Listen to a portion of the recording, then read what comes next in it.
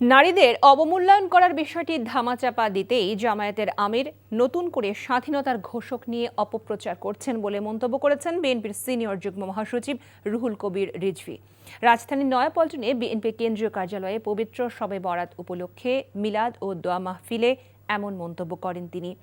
রিজভী বলেন, নারীদের অসম্মান করার প্রতিবাদে সারা দেশে যে প্রতিবাদ হচ্ছে সেটাকে ঢাকার জন্যই এই ইস্যু তৈরি করা হচ্ছে। জামায়াতের আমির রাজনৈতিক স্বার্থে এই কথা বলার চেষ্টা করছেন বলে উল্লেখ করেন তিনি। জামায়াত ক্ষমতায় আসলে তাদের শাসন কতটা ভয়াবহ হবে এবং গণতন্ত্র মুখ থুবড়ে পড়ার মধ্য দিয়ে আরেকটা ফ্যাসিবাদের বহিঃপ্রকাশ ঘটবে সেটা বোঝা যাচ্ছে বলে জানান রিজভী আহমেদ। এ সময় শবে বরাতের তাৎপর্য তুলে ধরা হয়, পরে মিলাদ ও দোয়া মাহফিল অনুষ্ঠিত হয়।